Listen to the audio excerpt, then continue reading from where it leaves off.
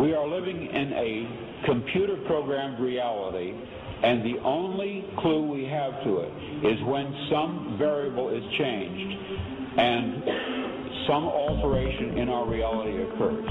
We would have the overwhelming impression that we were reliving the present, déjà vu, perhaps in precisely the same way, hearing the same words, saying the same words. I submit that these impressions are valid and significant, and I will even say this: such an impression is a clue that at some past time point a variable was changed, reprogrammed as it were, and that because of this an alternative world branched off.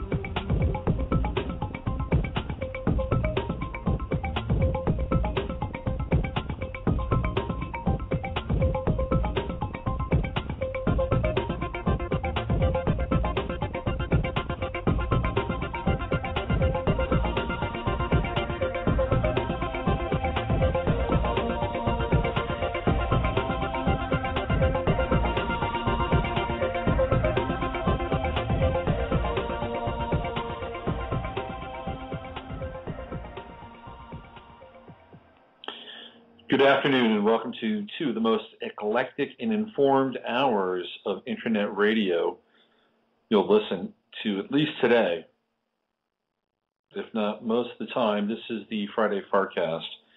I'm Robert Phoenix, and it is just afternoon here in Central Texas, where it seems like I am at ground zero,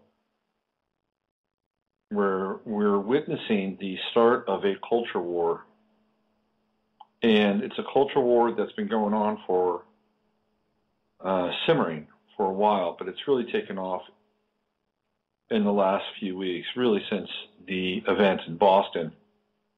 And what I'm talking about is that Alex Jones has catapulted to the national spotlight. He is no longer being relegated to the cable access channels and Discovery Channel and the internet. He's front and center. He's in the crosshairs now, the mainstream media. The latest round of barrage that Jones has taken has come from Rachel Maddow. Now, I'm not the biggest Jones fan. I think Alex does put some stuff out there that's important to know about. I don't think he gets to the root of things. I think he tiptoes around the Israeli Zionist issue and connection. And for good reason. All of his sponsors have very strong ties to the Israeli community, especially coming from his lawyer, who actually works for the family that owned the Seagrams. So Alex has his hands tied a little bit there. It's an issue for him. I'm talking about the Bronfman family. So, putting that aside, though, he does put out some important information. You saw a lot of the photographs that were put together by 4chan around the Kraft group, Kraft International, and putting those together. And it's an important service. But now what's happening is we're really at a very powerful place in terms of this. It's not even a debate anymore. It's almost open air, arm-to-arm combat around freedom of speech and truth. Because what's happened around Boston is that more and more people are waking up to the fact that whatever went down there, it does not smell right at all. Not at all. And there are a number of different scenarios you can plug in and look at, and this doesn't make sense, and this doesn't make sense, and why is this picture here look this, like this? In another picture, it looks like this. Why is it that the backpack that they show blown up has a white square on it? Why is it that the white square in the backpack shows up on one of the guys that looks like one of the Kraft International goons?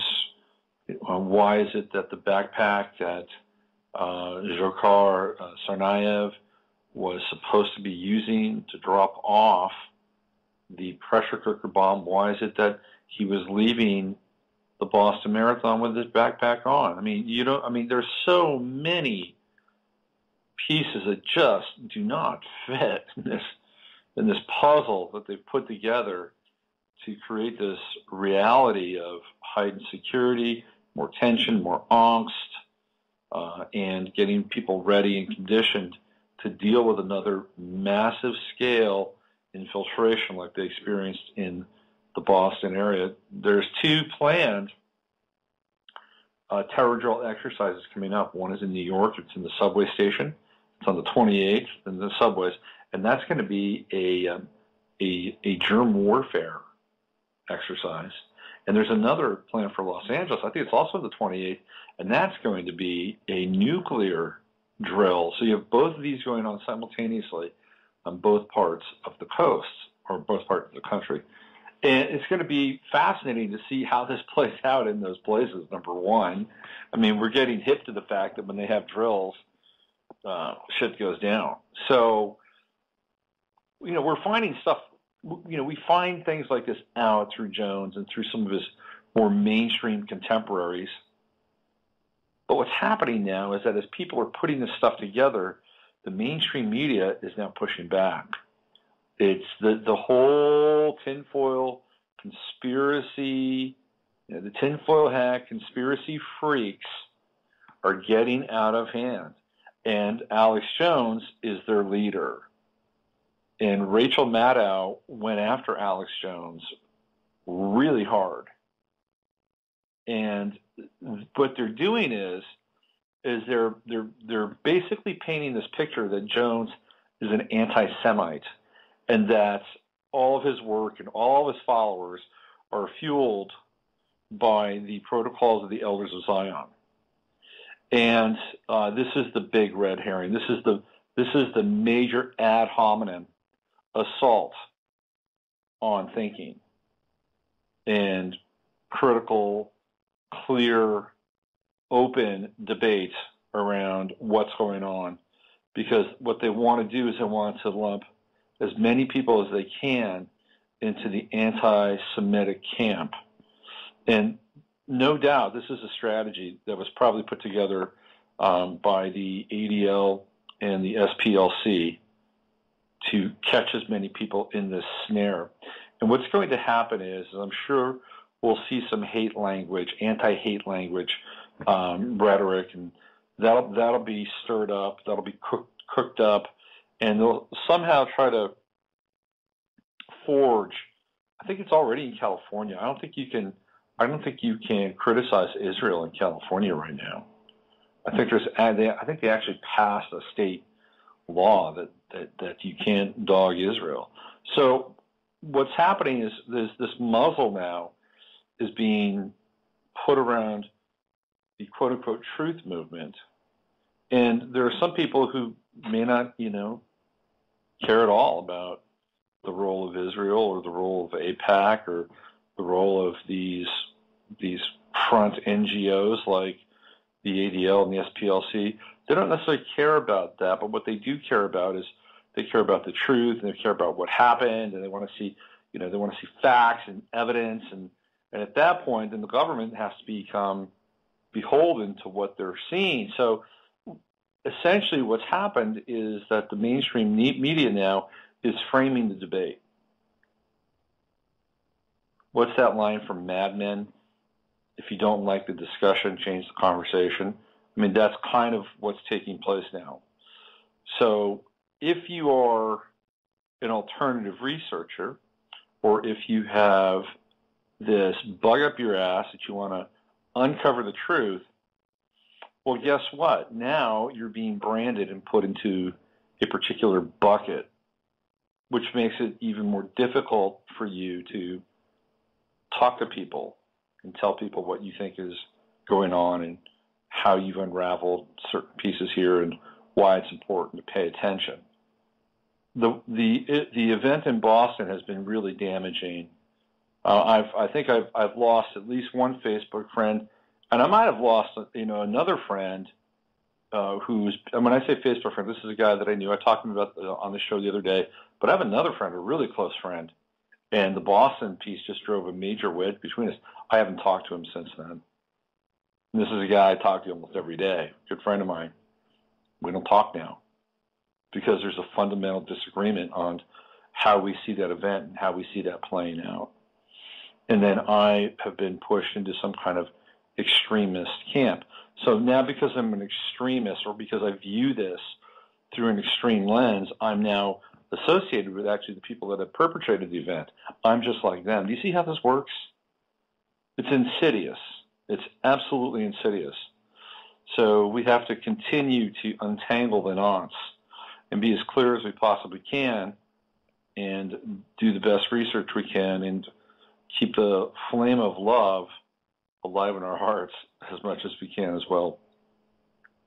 So we'll talk more about what's happening with Boston and post-Boston on Monday. But today we're catching up on some old business, and we're going to be discussing some new topics or broaching some new topics.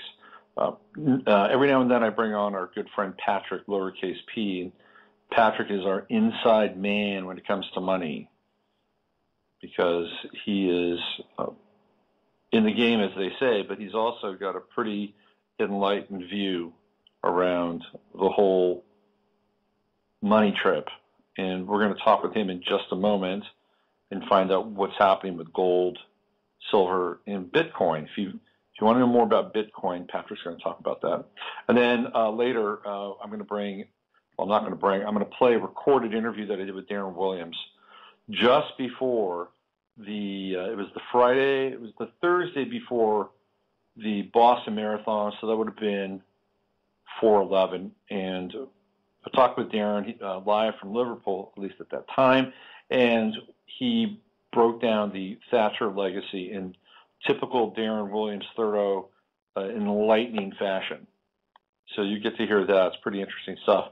And unfortunately, or fortunately, however you want to look at it, the funeral came and went. There wasn't a lot of, brouhaha here in the States at all. I'm not sure about England because it was all muffled by what had happened in Boston on the 15th of April. Okay, so let's open up the phone line right now and bring on our friend Patrick, lowercase p, and let's jump into this money thing. Hey, Patrick. What's up, brother? How you doing? I'm hanging in there, man. I'm learning how to live on about 2 to 3 hours of sleep a night. It's an interesting reality. Yeah, it's been fast and furious ever since then. I don't know what's going on with the planet and grids and CMEs and all this stuff, but man, dude, I go to bed and I'm buzzing until about 3:34 in the morning every night now. Yeah.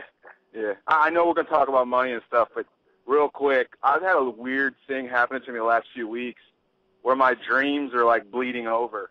I'm having dreams, and then I'm waking up, and I'm waking up to the dream I'm having.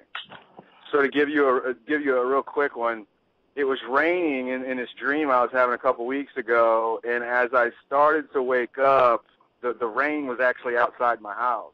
Uh-huh. It was raining in reality. And then a couple days ago, I had one where a song, it was a specific Christina Aguilera song, was playing in this dream. And then as I woke up, the song wasn't playing the first time I woke up. It was like 3:30 in the morning. I normally get up about 4:30 in the morning. An hour later, the exact same thing happened, only this time the Christina Aguilera song was actually playing on my alarm to wake me up. It was freaky. Wow. Well, so it's like, yeah, we're getting these bleed-throughs, and everything's it's separating, but yet it's coming together in some ways, too. Yeah, I agree. The only thing I can say is I wish the dream that I had at about 5 in the morning actually came together in real life. Let's just leave it at that.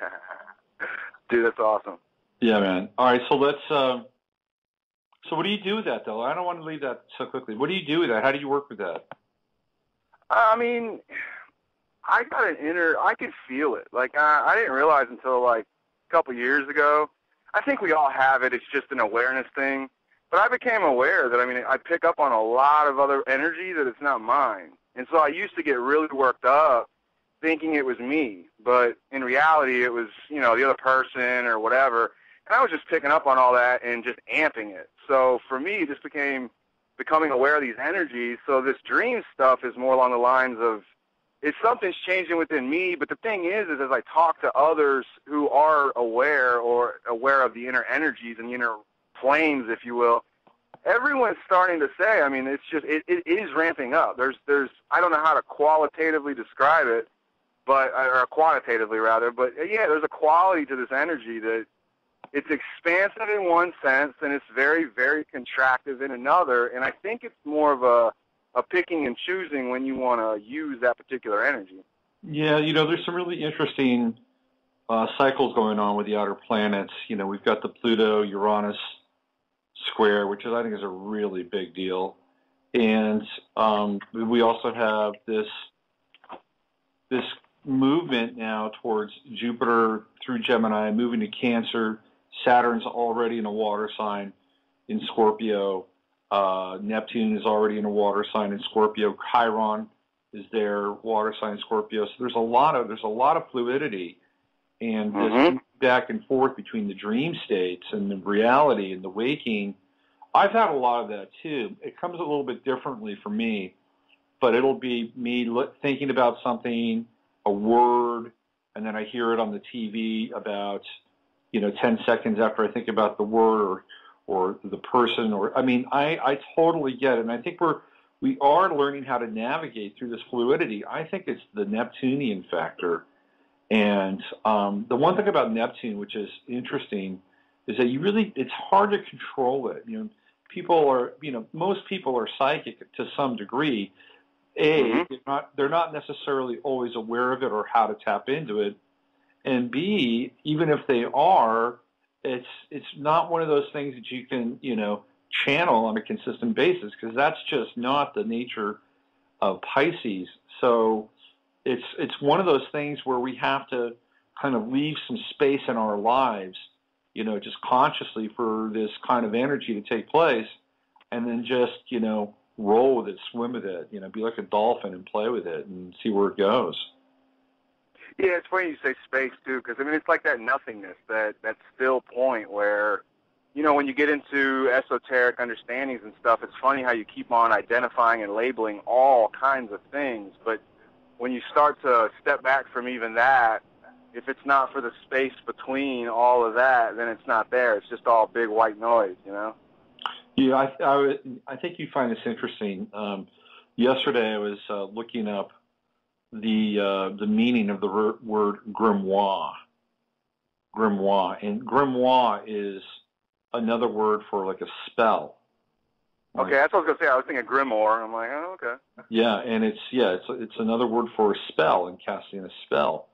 It's also, it's where we get the word grammar from as well. Grammar and grimoire they're the same word. Oh, where's the spells? Okay, I'm with it. Isn't that interesting? So yeah. Even the act of talking and writing is spell casting. Yeah. This is what we're. I started realizing that in my law stuff, doing all my law stuff. I'm going to cut you off, but doing all my legal stuff and writing lots of letters to lots of important people alleged important people. It's interesting. I came to see how, like, a word here or there different. Just taking one word and changing it a lot of times. It's amazing what the word can do. Yeah. So, I thought you would find that interesting from your background. What's funny, too, because I just came across that Four Agreements by Ruiz. Yeah. And that's right up I remember when he starts talking about the power of the word, and it was like I never really contemplated it the way he was trying to talk about it, but yeah, at the end of the day, your words can kill, your words can make somebody feel love. It's pretty wild when you really, really back up from it. It's true. And then you get into the really sort of esoteric technology of, word casting or spell casting, and you get into the whole NLP trip. And I was going to say that, yep, NLP's next. And Obama doing the stops and the starts and the pauses. Those pauses, yeah. He knows how to use the nothing, you know what I mean? That's right. Yeah. It's like, I'm going to leave you here. I'm going to suck you into this moment and fill your consciousness up with what I'm about to say next, right? I mean, that's... Yep. So, hey, real quick, before we get into this gold thing, sure. and Bitcoin, this does relate to gold, though. Have you heard this story about the Great Pyramid and the capstone on the Great Pyramid being gold and then being knocked off of the Great Pyramid? Yeah, I remember reading about, I guess it was Alexander's guys, or it was one group of them that came in and raided. They took it. That's right. I think it was Alexander's guys, and they took it back to Switzerland. Okay, now this is the interesting part of the story. I don't know. Okay, so here's what happened. They took it back to Switzerland. I don't know how they moved a massive, pyramidal cone of pure gold, but apparently they took it back to Switzerland, and they melted it down in Switzerland, and they hid it deep inside the Matterhorn, which is why the Matterhorn has become this very interesting symbol, and it shows up at Disneyland, and that it also gave the Swiss their massive head start economically because they're sitting on all this gold. So it's an interesting story. I just wondered if you had heard it before.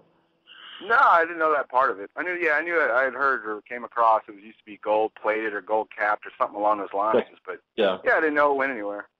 Okay, well, let's get into gold. A lot of panic out there in the market. People have been really kind of suckered in some ways by the allure of gold, especially if you got in at around, I would say that they were starting to really push gold at around 13 or 14. And it got up to what about 1550, which is sort of the plateau that I think they allowed gold to really settle at. And then just a couple of weeks ago, gold took a precipitous dive, mostly on the movement of paper, it seems. But what's going on there? What's going on with silver right now? Well, I mean, I think at this point, the financial end game is being played, so to speak. Gold, at the end of the day, is the banker's wealth. It's their store of wealth. It's not the common man's. That's silver, and that tends to be my preference. I don't really play with gold too much. I follow it, but gold is the banker's wealth. That's how they keep it, and that's how they like to trade it amongst each other. Mm-hmm. But because of the nature of paper and the way it's taken over our basic life in general, the paper COMEX price and to more the London Bullion Market Association, between those two entities, I mean, they're able to sell paper quantities in excess of annual production any given day of the week. So, I mean, it's their market, it's their system, they own it. You know what I mean? So, I don't play in the casino paper world when it comes to those kinds of things. I'm a physical guy. So, but I don't tend to play with gold too much in terms of holding that because me and you aren't going to be using that in a theoretical, whatever we're thinking may happen. Gold's not going to be that useful. So I don't tend to focus too much on it. But the way it's playing out now, there's a couple of interesting keys to the last 2.5 weeks, almost 3 now. One is Cyprus's gold that we all forgot about. Okay, so their gold, I don't know where their gold is, but at one point it was being pledged. Mm-hmm. Okay, and we know Gaddafi's gold, where did that go? Mubarak's gold, where did that go? If you really look at geopolitics, it seems like the bad guys with the gold are the ones that we're going after. Yeah. So the thing that happened right before the paper price collapsed, though, I think not everyone, I think it's widely known. Obama allegedly had some meetings with bankers on Thursday, the day before the price dropped on Friday, 3 weeks ago now. And the interesting thing on Wednesday before that, though, is Barrick. They just found out that their Pascalima project down in Peru, I think it is, it's on the border of Peru and another country, they just lost an important court case, meaning that they don't have clear title to the land. So they can't even mine. And that was on paper. this Pascagoula mine was going to be the saving grace for this company. And tying that back into deeper history, it's alleged that Barrick Mining was the company put together ultimately to manage the gold price for the United States Treasury and or some private interests. So they lost title. They have no provable ounces now on their balance sheet. So they just lost a huge source of their, what would be on paper, their cash flow. But another thing, too, that happened was in Utah, the United States' largest copper mine, I believe it was, up in Utah.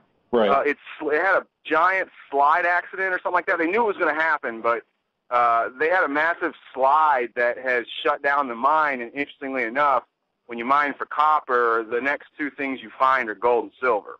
So now they don't have access to those mines either. So it just looks like the bankers' paper gold is even drying up on the back end, so to speak. So now on the front end, they're just trying to crush it down, and it's a combination of, are they covering their shorts, or are they trying to find the last bits of the physical at these lower prices and then just let it go? It looks like there's going to be a disconnect, though, because the COMEX, allegedly private stories are coming out of men and women who are trying to get a Stand for Gold delivery, and they're being told, we'll pay you in a warehouse receipt and or a cash settlement over in the London bullion market. So we're already seeing the initial disconnects happening right here, right now. So what you're essentially saying is that there's nothing backing up the paper, right? That's what you're saying. No. I mean, Fort Knox, I don't want to get into all the crazy conspiracy stuff. I mean, Fort Knox, really, truly, let's be factual. It hasn't been audited. We don't know what's there. It may be there. It may not. You've got, I'm sure we forgot back in January of this year, I believe it was, or maybe the end of last year, London, New York, the gold market was saturated, or they were finding tungsten-filled bars and salted bars. Right. So I mean, it's at the fake gold's at the retail level. So yeah, it's a mad dash now to find the last bits of physical. Right now, silver is actually the way more interesting story, though, because it appears that we're in the last stages of whatever's left. I've contacted many of my local dealers. They're all sold out. They keep on getting stock. They keep on selling out within hours. You check internet, some of the biggest internet providers are extremely sporadic, and now they're up to like 4-week delays. With those mines being shut down, too, that's what I'm saying, like the different graphs, so to speak, the sine waves are converging here in this money thing. So it's coming close. That's why I think some of this other stuff ultimately is to cover up the money. I think, what was it, Buckminster Fuller called it a grunch? Yeah. Where it's like whenever there's going to be a giant financial mess, suddenly on media, on TV, we got a war going on, we got issues we got to tend to, usually foreign policy related. That's right, yeah. Do you think so here we are. You think that there is some connection with what happened in Boston with the markets and money and gold in general? Yeah, but I think that it was well, I don't know. I guess, but everything's connected. Right. You know, so it's to say that they're one for one, not quite that far, because it's too messy. It's either too messy or it was purposely this messy. But there's something that was either hurried or it was on purpose to be this obvious. I don't know. Yeah. I think what's happening in terms of Boston and some of these other events, I think that we're witnessing perhaps 2 to 3 different factions working against each other and really wrestling for control. And so you're having these events now that aren't as smooth as one group putting them together and waving their false flag in front of your face. So this is, I think, an interesting development that we need to pay attention to, because I think there's something going on, and not everybody on that side of the ledger sheet is on the same page. I think it's a private, I don't like calling them elite these days, but allegedly the elite. In private, I think their fights are spilling over basically into the public. Yeah. In terms of, understanding it that way. Yeah. I think and that's what we're seeing. We're seeing those private infighting, just like you're talking about, where certain factions want to go in certain directions. And the same thing happens down, with our friends and family. You can talk to a bunch of people just yesterday at my work, I heard a guy came up to another coworker and was talking to him about this, and the one gentleman said, have you looked at some of those weird things? And he shut him down immediately and said, oh, yeah, that's just like those 9/11 conspiracy people. They can't just accept it, and they just can't. They're not going to ever accept anything. And that was it. And it was totally shut down, and he wouldn't think past that. So there's going to be those people, and there's going to be people like us that are just digging in like, hey, this is just, come on, you can't see that? Oh, okay. Well, yeah, I mean, we all have these people in our lives, and I guess the question would be, when you meet somebody like that, would be why? Why can't you open your mind and, if not entertain the notion, at least, look into it slightly? I mean, a lot of people will just shut down and they won't even go there. I mean, that's, to me, I think that's really telling. I mean, they're just putting up a brick wall between them and the experience. You find that, by the way, in Total on Huffington Post. Anytime you ever read any of the comments on Huffington Post, it's like they've got their own world, their own universe, and how they see things. Yeah, fascinating. What about Bitcoin? Bitcoin? A lot of people don't know about Bitcoin. Maybe you could give people a bit of a primer on Bitcoin. And why did Bitcoin nearly completely collapse a couple of weeks back? Bitcoin is interesting. There's actually an article I'd recommend any and everybody to read. It just came out on Zero Hedge last night or this morning. But it's by a guy named Detlef Schlichter, and he runs his own money management firm, I believe. He's got an extremely balanced, good pros and cons on Bitcoin. But ultimately, it's digital currency, but it's encrypted currency. So it's got cryptography features that basically, in theory, make it unhackable.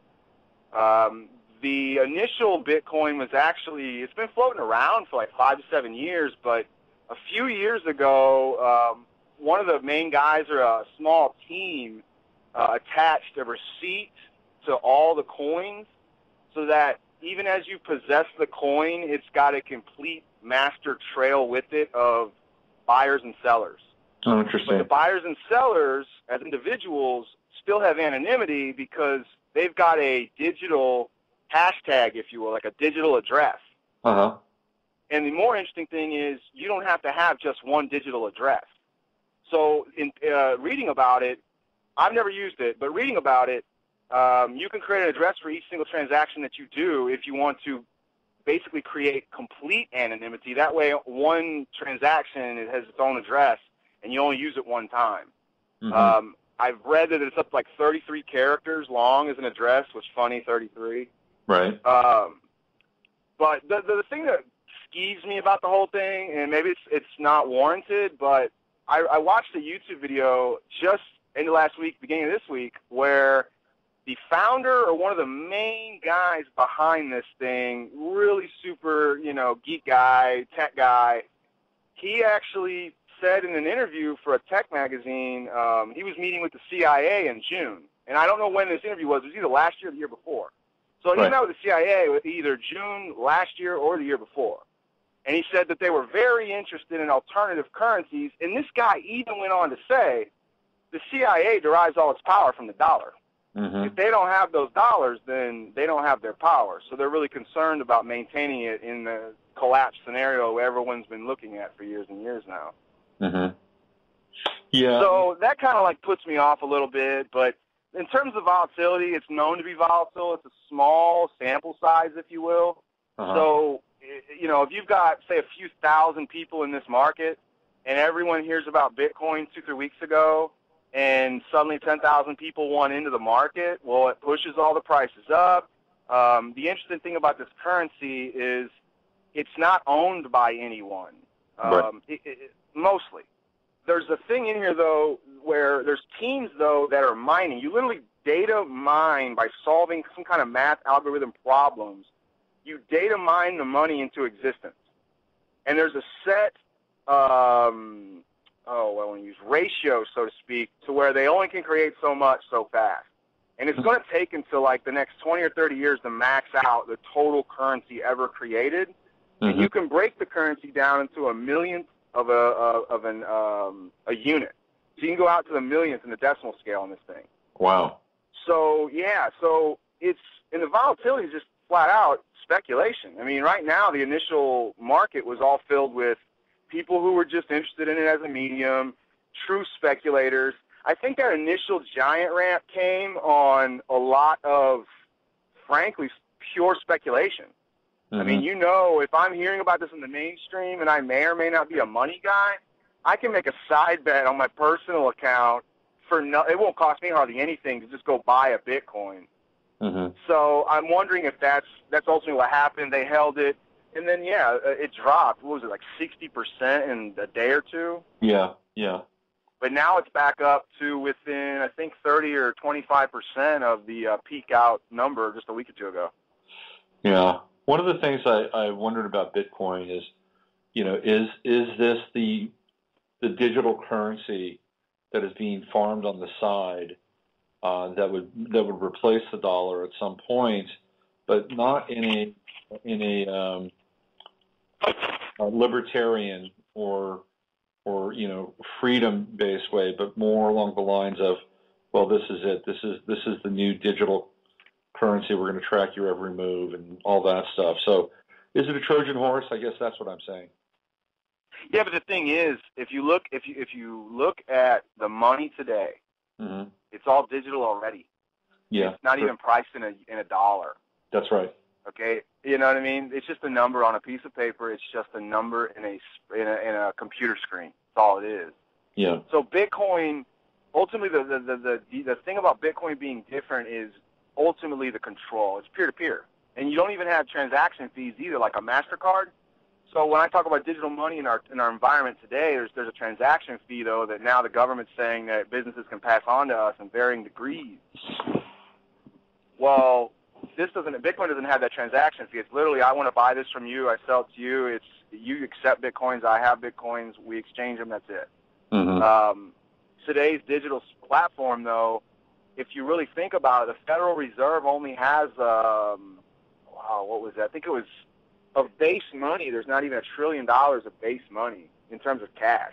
That's nothing. So there's only $1 trillion. I don't know. I think I just said. But there's $1 trillion in base money that's really truly in law. I mean, maybe we could get creative and crafty, but they only owe the notes. The actual physical paper notes is all that they owe on. Right. So it's very interesting when you get into what happens in a collapse scenario. When you read the law, yes, maybe, we all realize that 90% of it's all digital and they should still have to pay for those. The law has never kept up with our digital, advances. Right. And some of it, I'm sure, is purposeful, while others, it's just like, how do you think about every single thing we could think of? It's humans. We're human nature. It just comes up with all kinds of things.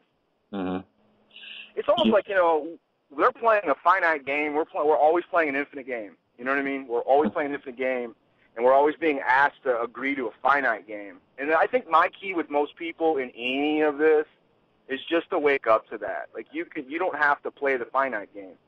You actually have an infinite capacity to be aware, but most people, I feel, are just programmed or conditioned not to. Right. I mean, the younger you are, the easier it seems. Yeah. But, yeah, I mean, I've had my parents around me. I can't believe some of the stuff they bring me these days, because I'm like, man, this is where I was years ago, but they're on their own time scale for this whole thing. Right. Interesting stuff. And it just seems like right now, like everything's starting to just come together into some kind of, cliche term singularity. But it's like there's coming something here. We're all going to just remember it forever. I'm wondering how useful Bitcoin would be in terms of becoming like a default currency for somebody like an Amazon, because what they're considering now is they're considering taxing all internet purchases. And if there's a Bitcoin transaction, that's a peer-to-peer. And I'm wondering if that is outside of the tax loop that they're trying to set up here for all the internet transactions. It could be an interesting move for a retailer like Amazon to move towards a Bitcoin option, especially because Amazon, you can buy from Amazon directly, but they also have stores inside Amazon. Right. Yeah, that would be an interesting move, and I think worth looking at to see how that evolves. The other thing is, as long as you're playing in public, then you're beholden to whoever runs public. Well, in America, it's public policy. We don't even have public law anymore half the way. It's all public policy. It masquerades as public law. But if you're going to play in public, which means commerce, then you're going to be beholden to the tax man. But anything you do privately, one-on-one, it's private, period. So in terms of a Bitcoin transaction, if you don't have a business license, so to speak, then you don't have to follow those rules, those codes. So my whole thing, though, is I'm trying to get out of commerce, period. Like, we don't need money. The Bitcoin, the dollar, gold, silver, at the end of the day, we're just trying to exchange from each other. We're trying to exchange energy. That's all this is. Right. And we keep on getting stuck on this thing that we let a small group of anybody control. Right. And in terms of Bitcoin, that's where it does provide the most upside. Yeah. The idea alone is enough. Someone else, look at Google. Google wasn't the first search engine, but they did it even better. And Bitcoin looks like, because there's a ton of cryptocurrencies out there. Almost all of them had their own issues, and then Bitcoin kind of came along and kind of became the Google of them all. And so it's going to be most interesting to see if they can hang on to that leadership post. But from reading about it, I mean, the level and skill in the cryptography and in coding is insane. And the best part is, in theory, I'm not a tech guy, but it's open source. So anybody can look at the code and tear into it. So if there's something there, in theory, the community would catch it pretty fast. So the only thing I don't like, though, is it still doesn't seem like, I guess we're going to get into I guess it's bifurcated system. It's almost like there has to be something to exchange that's tied to substance. And then, we could still have our fiat money or fiat, but that'll die against the substance-backed money, any kind of substance. That gets into the whole resource-based economic model, which has its pros and cons, right? True. Yeah. But see, that's what I'm getting to, though. We need a not multipolar, but we need we need choice. We need choice. Yeah, we need choice. I would agree with that wholeheartedly. Well, listen, Patrick, it's been great having you on and catching up with you a little bit here and getting some insights into some of these markets and also beyond the marketplace. Maybe that's what we should call your little segment here, Beyond the Marketplace. There we go. I like it. Yeah. Okay. Well, listen, I gotta jam and play this Darren Williams interview and try to get out of the show on time. Thanks for calling in, and let's catch up. Thanks for having me, man. Anytime you hit me up, I'll come talk to you for a little while. You're always fun. Good. Let's catch up. Let's catch up in a few weeks or so and see what's happening then. Okay. Awesome, man. Look forward to it.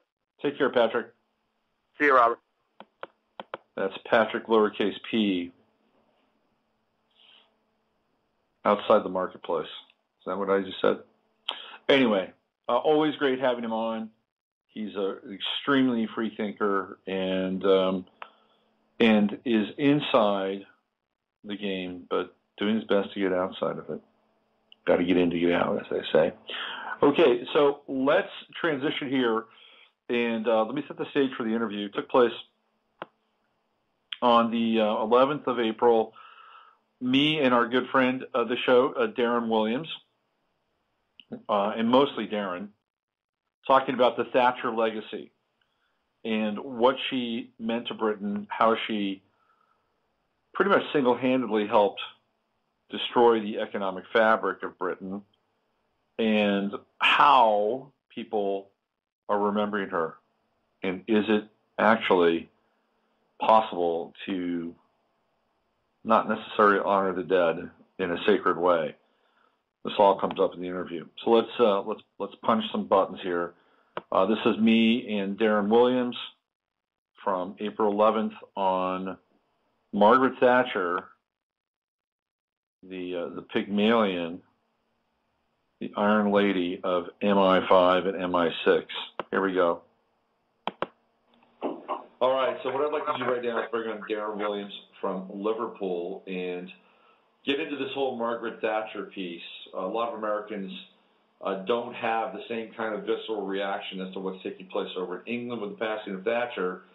But Darren Williams has his finger on the pulse of what's going on there. And not only that, but he has gone down the rabbit hole with Margaret Thatcher. So let's find out what he's uncovered. Hey, Darren, thanks for being on the show. As always, Rob, it's a pleasure. So let's get into this. What's the general pulse there with the passing of Thatcher, and what have you mined as a result of all this? Well, for the majority of your listeners that are based in North America, what I will attempt to do is try to give a more retrospective overview of Thatcher and then link it with my own personal views. For those who are unaware of Mrs. Thatcher, she is the first and only woman to hold the position of Prime Minister in the United Kingdom. She held that for the entire decade of the 1980s, and thus is held due to that decade in a mixture of nostalgia, hate and embarrassment, as the 80s commonly does in terms of music, fashion and culture for people around the world. This was notably seen, this combination of these three strong emotions, in the announcement of her death recently, and the fact that she would be given a state-funded, public-funded funeral in the Church of St. Paul's, that being the same church that Lady Diana and Prince Charles got married in. And because of people's connection and feeling for Princess Diana, people even saw the funeral as being sacrilege for somebody who is so, for a lot of people, hated. So the interesting thing about Thatcher is that even though British politics is controlled by those who graduated from Oxford and Cambridge universities, otherwise known as Oxbridge by the British media, she still managed to get that position. She did go to Somerville College in Oxford.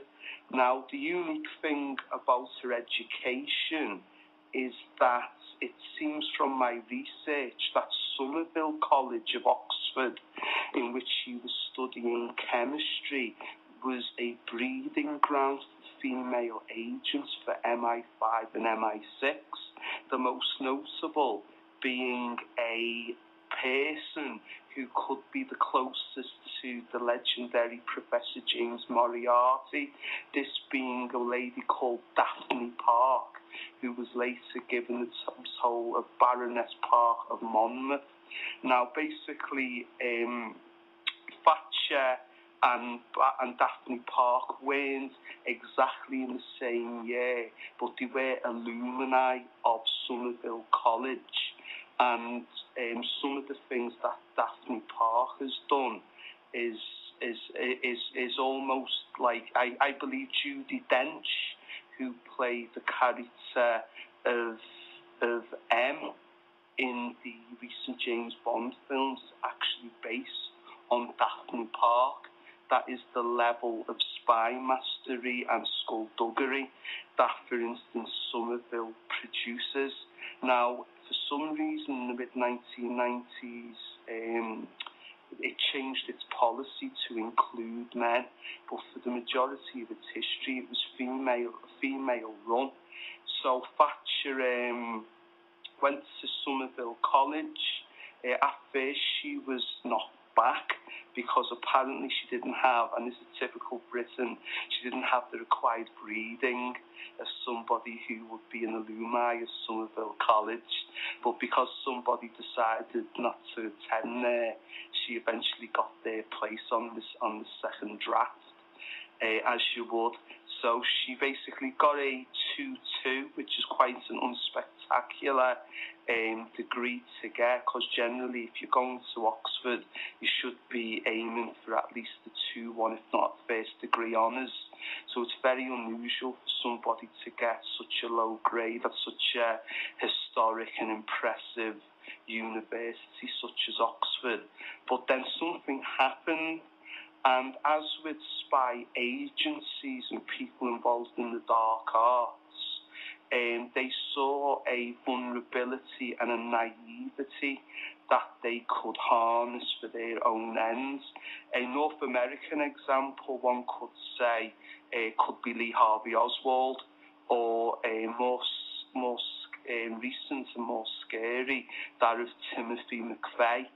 So, for instance, individuals who had just enough patriotism mixed with just enough insecurity to be manipulated and willingly go along with that manipulation because their insecurity is fed by the notion that important people are interested in them. So Thatcher has these type of elements, and a group of men in the 1970s who were high-ranking British intelligence officers in World War II were looking to do a coup d'etat because basically Britain had was infiltrated by the KGB. The Labour Party was basically an arm of the KGB. As we know, we've got classic British spies such as Philbin and other people in the 1960s who were part of the KGB set, and again, Oxford and Cambridge again, graduates.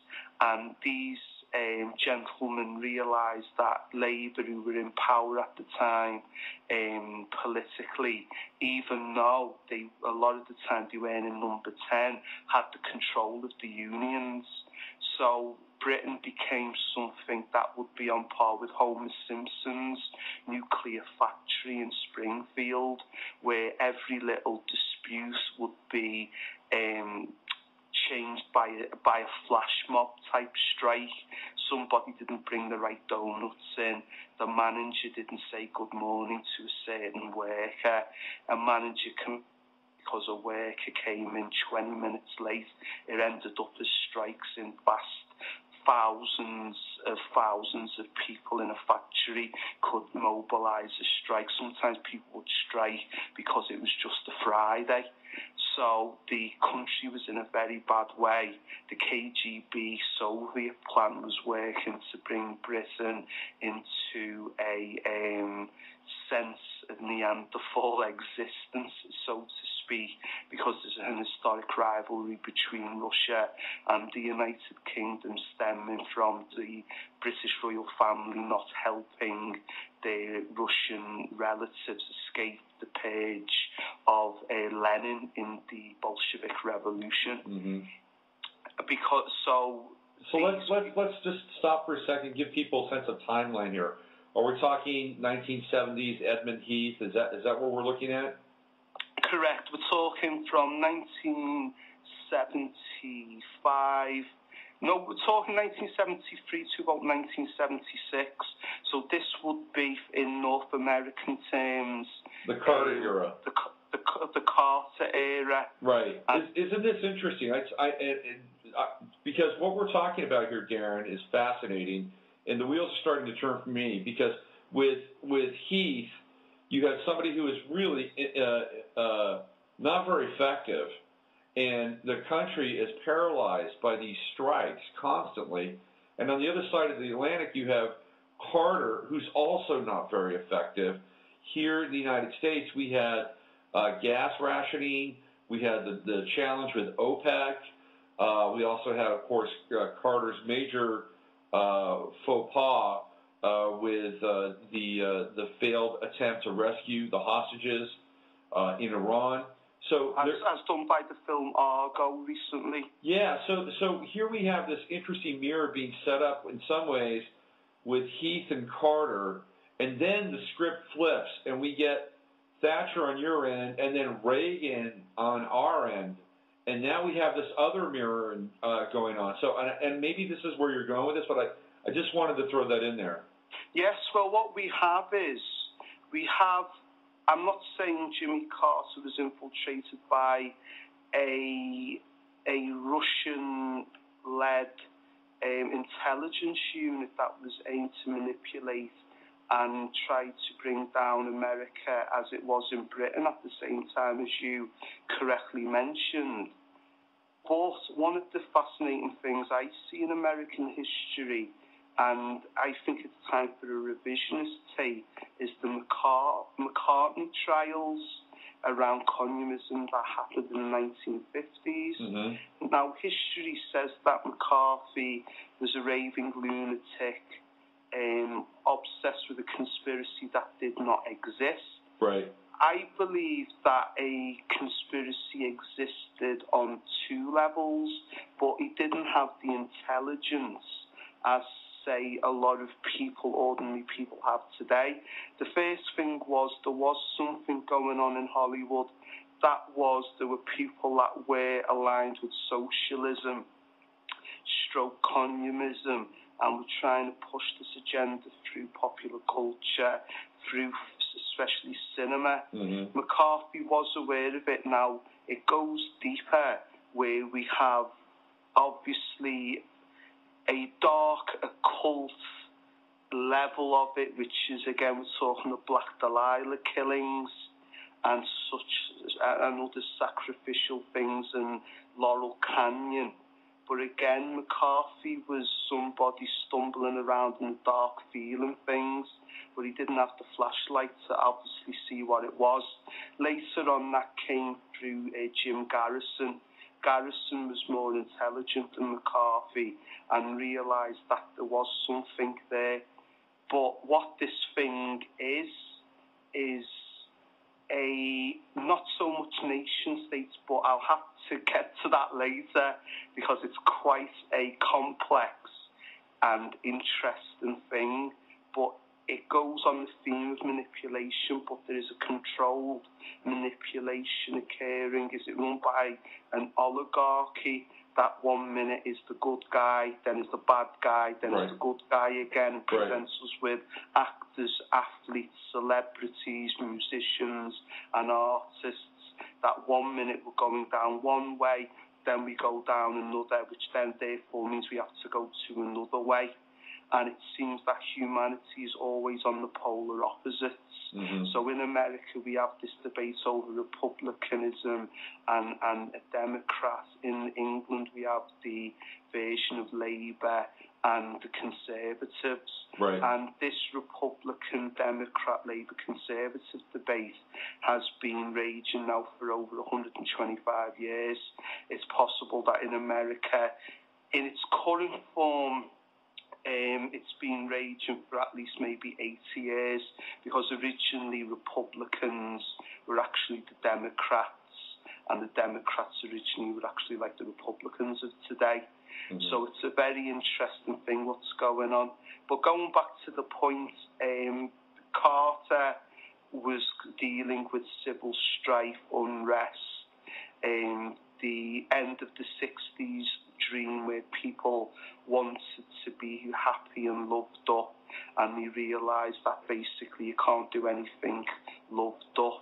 This then led to an anger which was extreme, again going back to the polar opposites, manipulation, going from hot to cold to hot. Mm-hmm. So we had a lot of people who were into peace and love suddenly becoming radical and hardened. So we had the Weather Underground, we had hardcore feminism, we had the rise of militant black groups talking about armed resistance and walking around the streets with guns.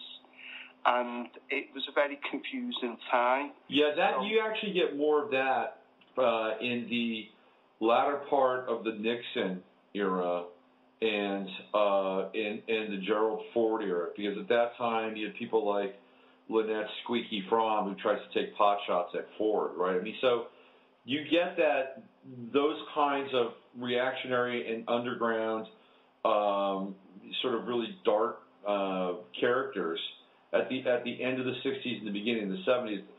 When Carter came into office, there was a shift, and people were very eager to have a non-threatening, polite Southern gentleman persona as their president.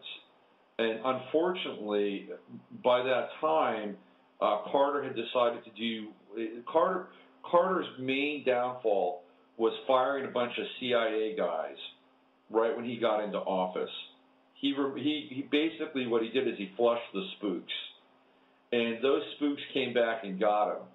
And not only that, but you also had the whole Reagan, the pre-Reagan team of Dick Cheney and Don Rumsfeld, who also had their spooky connections working on the side, getting ready to take power. So we had the formation of the neocons as kind of I wouldn't call them a fifth column group at that time, but definitely were a shadow group. But during the Carter administration, people were really just trying to get by and to get through. And that's why he'd been elected.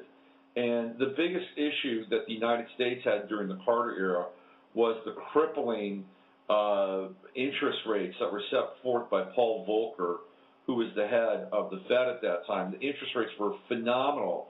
So what the interest rates did was it didn't allow people to actually get money at a fairly cheap level to invest.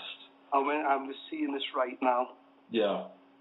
So the thing is, going back to this mega point that I will make later on in the conversation around why things go hot and things go cold, and why politically and economically we in the United Kingdom as well as in the United States, we seem to be chasing our tail. Yes. And there is a reason for that, people. There is this precise reason why generation after generation we may go from the wireless to a landline phone to a smartphone, but emotionally and in some ways economically and specifically politically, we are chasing our own tail, and things are getting rehashed, and ideas, no new ideas are coming. It's just rehash of reboxing. Yeah. So what happened, as you mentioned, in America and the United Kingdom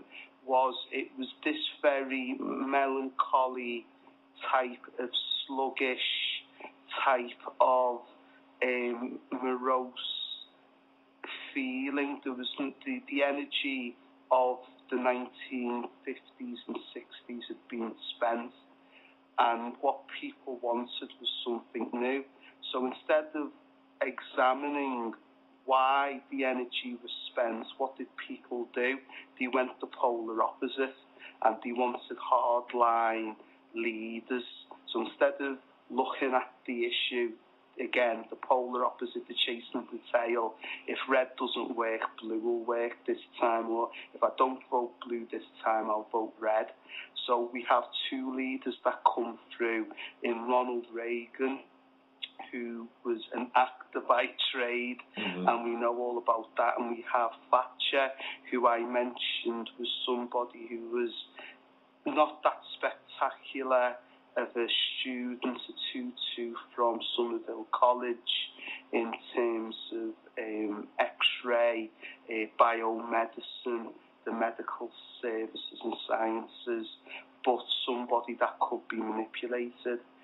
So Thatcher is seen as somebody that could prevent a coup d'etat by basically being a puppet, and also neutralising the left's very aggressive pro-feminism, man-hating ideology that was born from the late 70s to about the mid-1980s.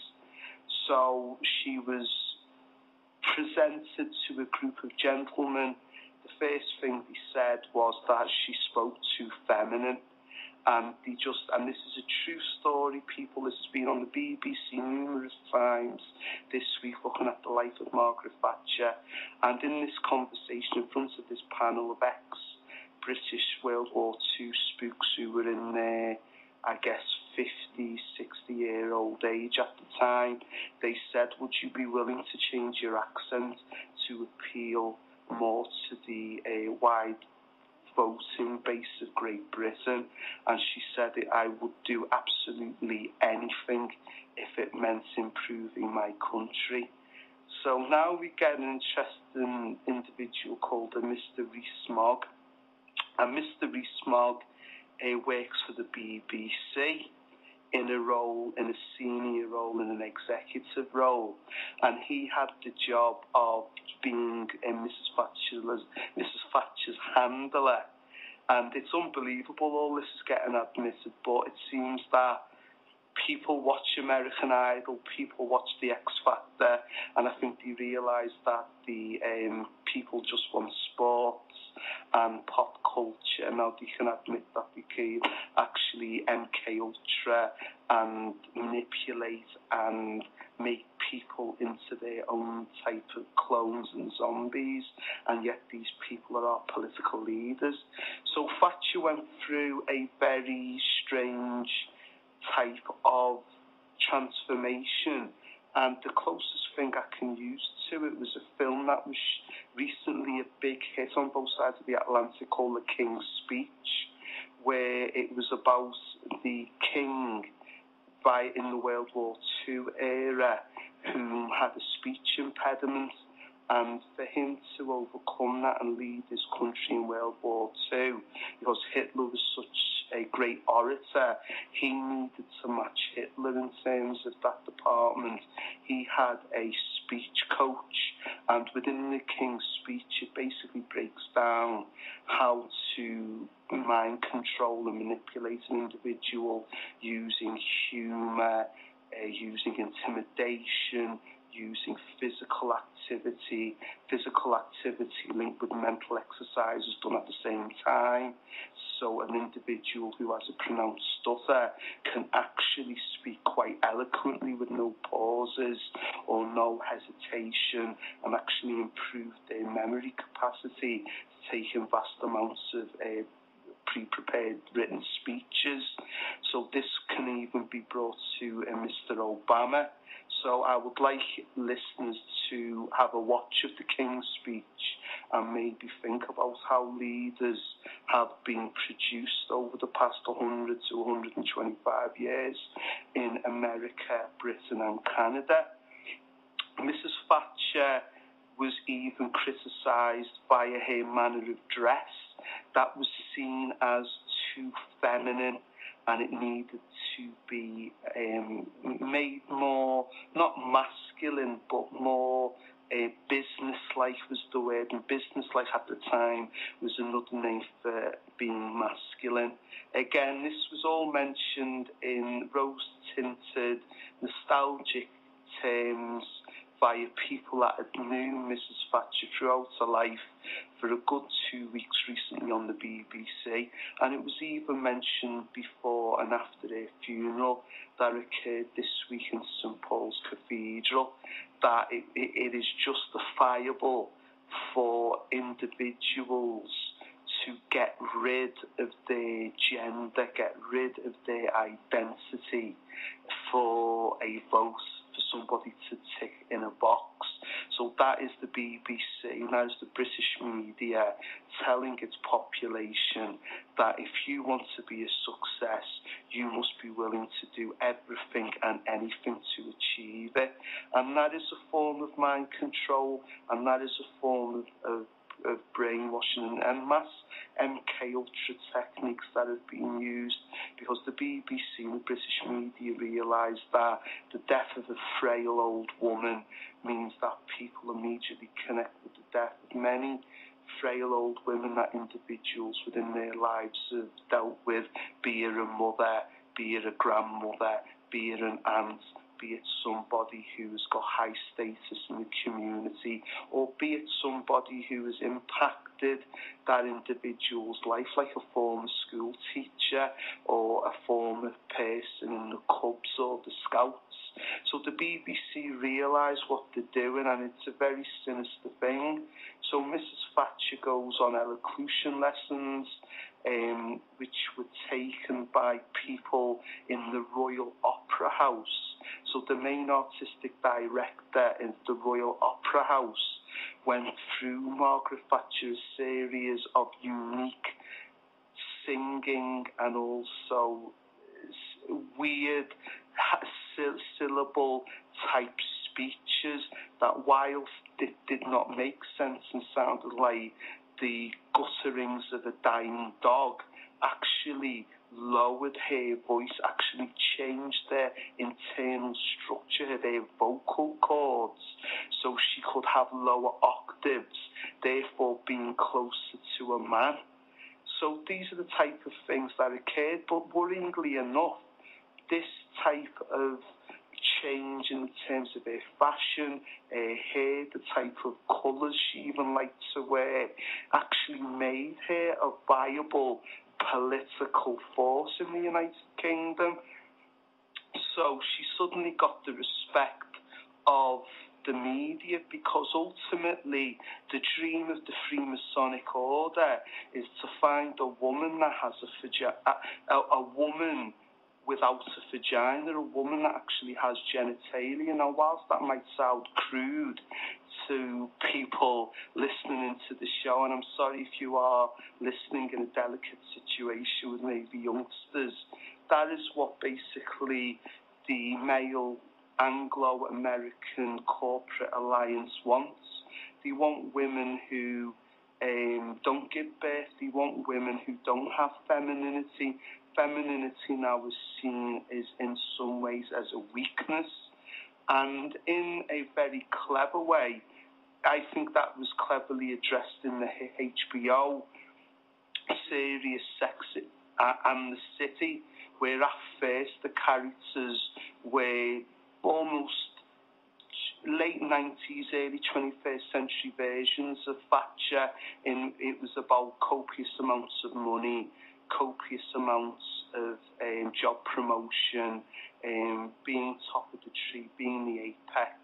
But as that series progressed, and especially in the final episode, it was about them connecting with their femininity. And this is the reason why Thatcher is hated, because the nation believed that by having a female leader, we would be going into a new paradigm. It would be different in some way. And again, the closest example is the election in 2008 of Barack Obama. Everybody thought, especially white liberal America, believed that by having a man who was mixed race, therefore suffering from racism on the white side and the black spectrum of America, he could not only unite America, but his pain could actually be a silver lining to America's dark cloud.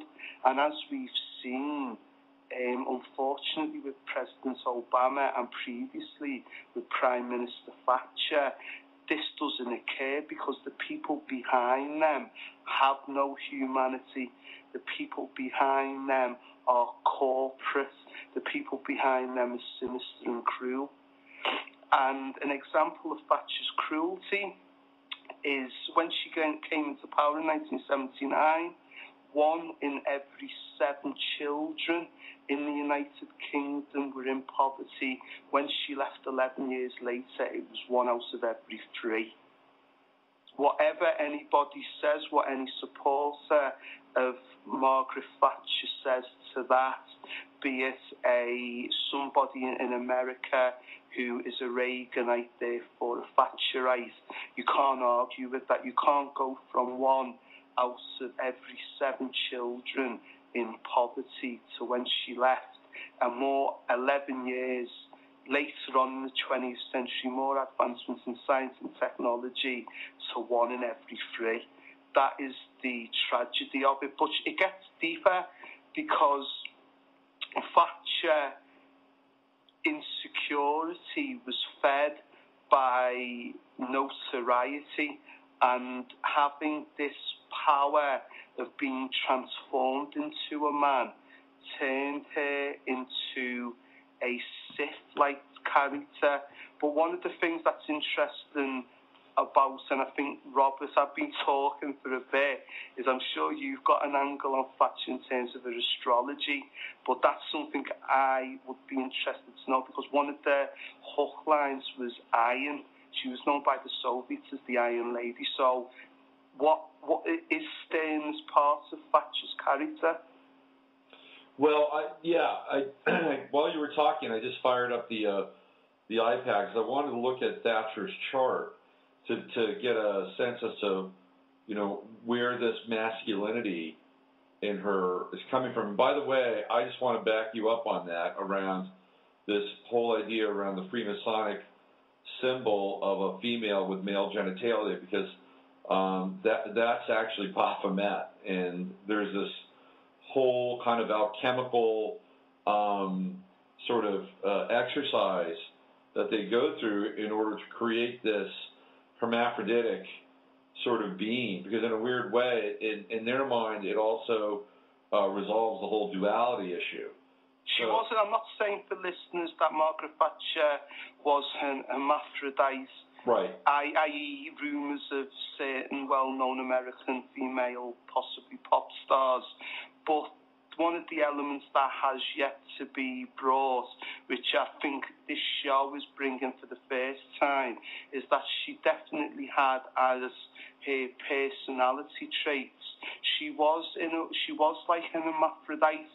She was a wannabe man, and we have to address that. But unfortunately, the British press actually praise that, which is actually rather sinister. So go on, Robert.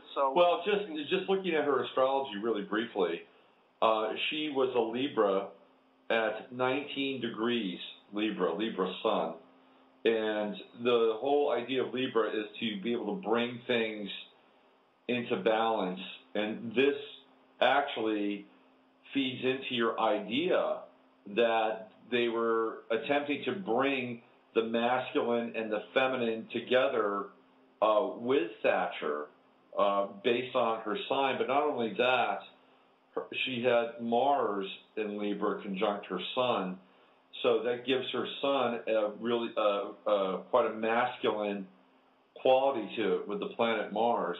And opposing her sun was Chiron in Aries. And Chiron, of course, is vulnerability. It is the shame factor in the chart. And in the sign of Aries, it's a very uneasy relationship with male power, both male power within the individual, but also male power without the individual. So we can see here the opposition of Venus and Mars also in her chart as well. So there's some astrological correspondence to what you're talking about with Thatcher. And all of this for her occurs in the 11th house.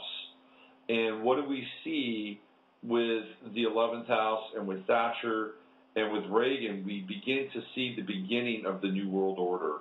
And she's actually a significant player, I think, in the formation of that. So just wanted to chime in and share that with you. Well, the interesting thing now I'm thinking, based on what you've said on it, is that one of the things since her death on Monday, the 8th of April, and her funeral that occurred on Wednesday, the 17th of April, is the amount of former allies and adversaries of hers who were male, who were almost talking about her as if she was a dominatrix, and the enjoyment that they would get off her via her harsh words and her almost unfeminine approach.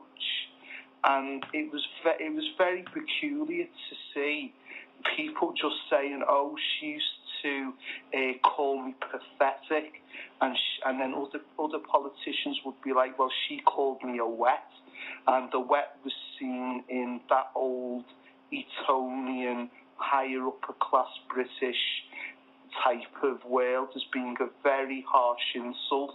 In other words, it's not even that you're a coward, it's that you're less than a coward.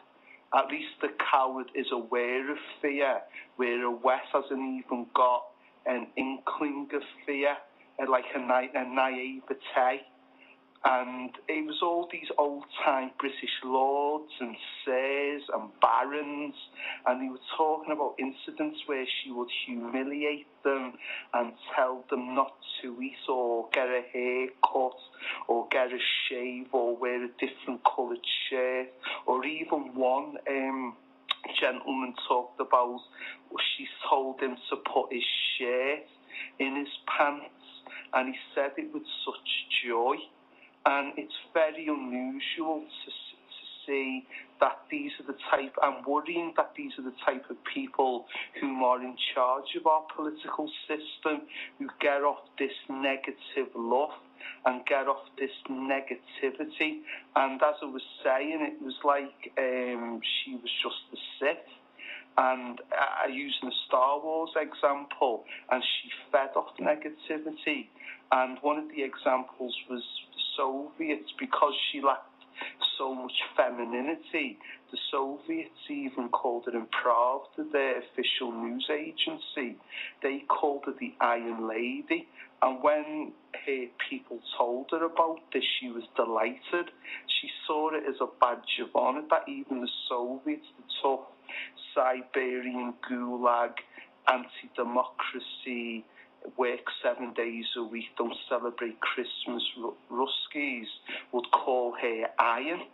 And this is the type of thing that we unfortunately have inherited from Thatcher, this notion that to be the best, you've got to be the baddest. And again, that was the 1980s.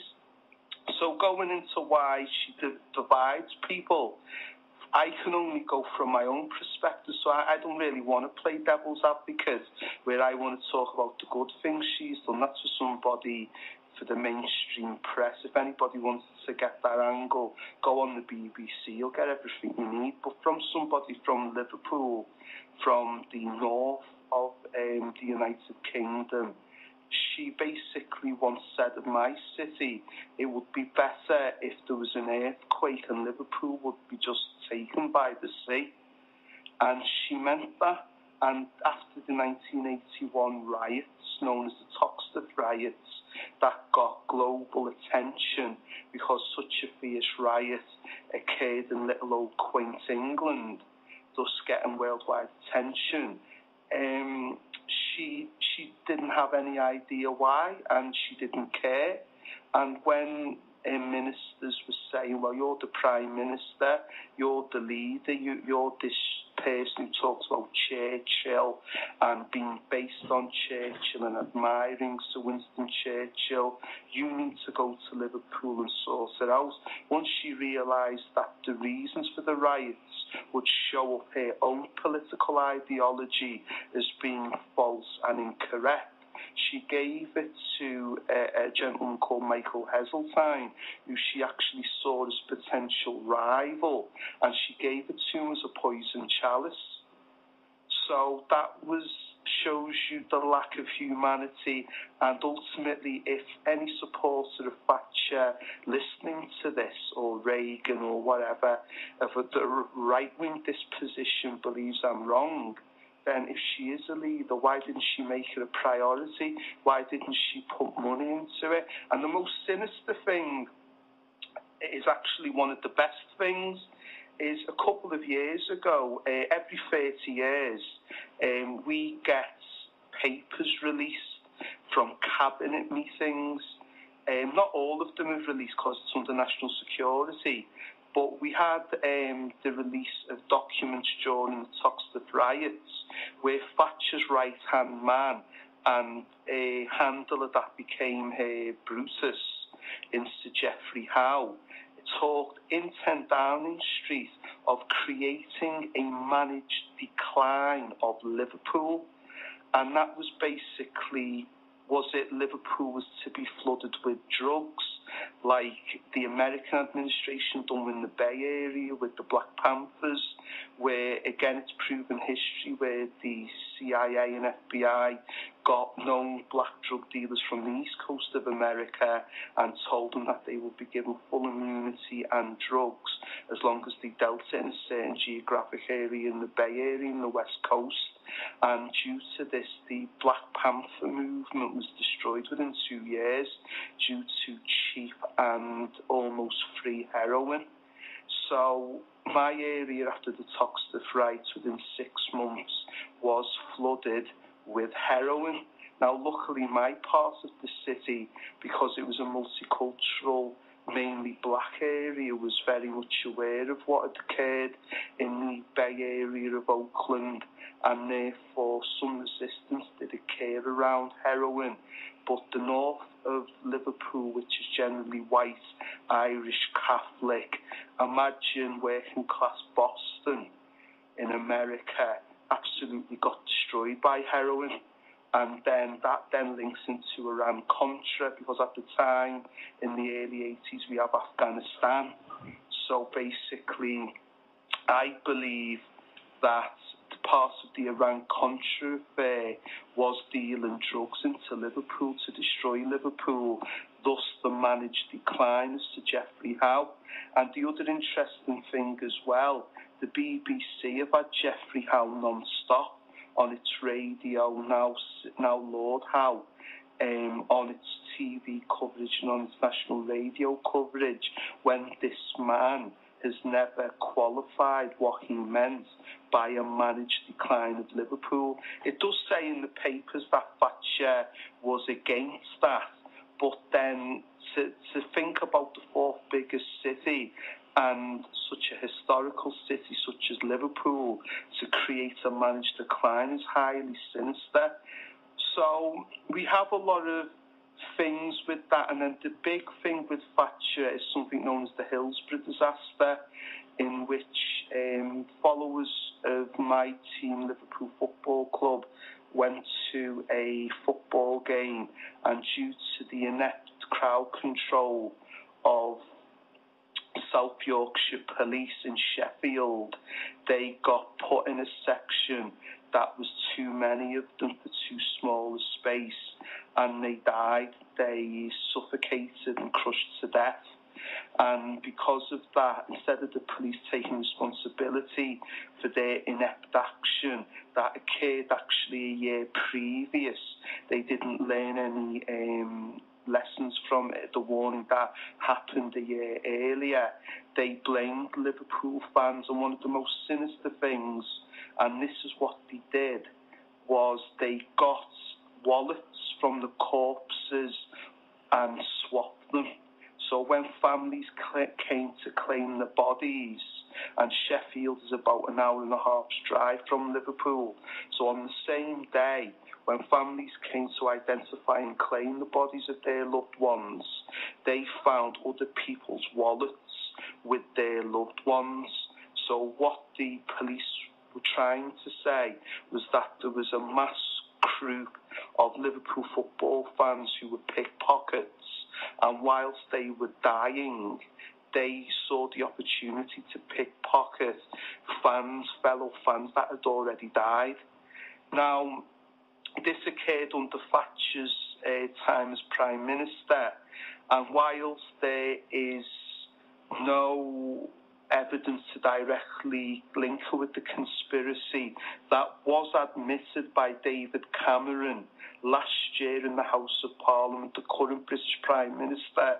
So for anybody who is listening to this from North America, who may have family and friends who may ultimately dismiss conspiracy theory as something that's wacky or something that is not tangible and doesn't exist, I would recommend that you study the Hillsborough disaster, and therefore especially David Cameron's speech of April last year, in which he fully admitted that there was a conspiracy with South Yorkshire Police, the national media, and even high-ranking persons within Thatcher's own government to blame and besmirch the people of Liverpool and those following Liverpool Football Club.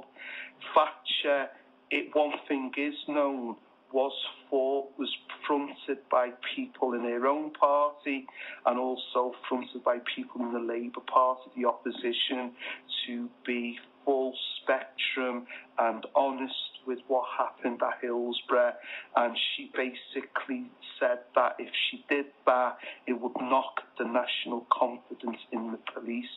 So I take that as that she was aware of the cover-up that happened at Hillsborough that day and the deaths of 96 innocent people. So this is why within my city she is detested, because there is something within my city that is highly rebellious And I don't know why. I don't know if it's because we're so close to the Republic of Ireland or because we're a port, but if anybody ever comes to Liverpool listening to this show, you will instantly see it has a different vibe and feel. And obviously this is why no other city could produce the Beatles as this city did, because basically the rock and the roll is within this city and it is within the people. So what has occurred is that there are feelings also in Yorkshire and other places in the north, so even in Scotland, because Thatcher used the north as a better test to try to see if she could make her plans national.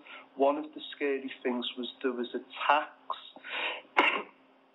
from the 18th century known as the poll tax, and Thatcher decided in the late 80s to exclusively give it to Scotland to see if it could work or not. Now, this was a unique level of taxation that meant that a millionaire could pay the same as somebody who was a street cleaner. So the feelings in Scotland were very angry and it caused mass poverty. Children went into homes due to broken homes, and heroin addiction increased within that time by about 35%. Now, okay, let's stop there just for a second, because I have a question for you about that. There are two questions. Here in the United States, because we're trying to figure out this mirroring going on with Reagan and Thatcher. Here in the United States, we have the trickle-down economic theory where the rich paid extremely far less taxes than they ever had before under Reagan. Is this the similar piece of that in England? Well, you have to trickle-down theory for people who don't know what economics is. If you've got a person who is working on Wall Street who's making $10 million a year, you tax him less. He goes and buys a Rolex because he's feeling good about himself. Then he'll go into a restaurant. Then he might go into a bar. And then because he's drunk too much, he'll get a cab home to his Fifth Avenue flat.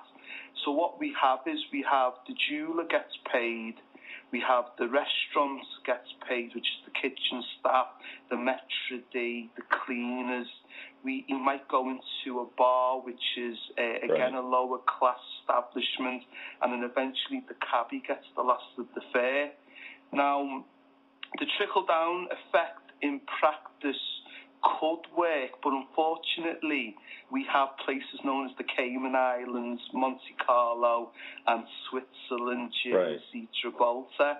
Therefore means that the lion's share of wealth just gets disposed offshore, and the disposable wealth doesn't really go around. It may go around to them things, but it depends on the mood of the individual. So it's almost like a parent who's trying to motivate a child to clean up the room by saying, I'll give you $3 if you do it, and the kid goes, no, what's $3? I'll give you 13. So the kid says, okay. So, but the power is with the parent, because the parent might give the $13 because the room really needs a good clean. So the next month, the parent might say, I'll give you 6. So the child will say, well, what about the $13? And they say, well, your room isn't worth $13, it's worth 7. So the trickle-down effect of economics is Sheriff of Nottingham in a good mood on a Saturday night, basically. Right. So I guess the question is supply-side economics, another word for the trickle-down theory, was its equivalent to poll tax in England. Yeah, correct. Okay. All right. So here's another question, Darren. Okay, so Thatcher obviously is manufactured. She's manufactured. You've made a really strong case for that. Reagan manufactured. We know that. I mean, totally manufactured.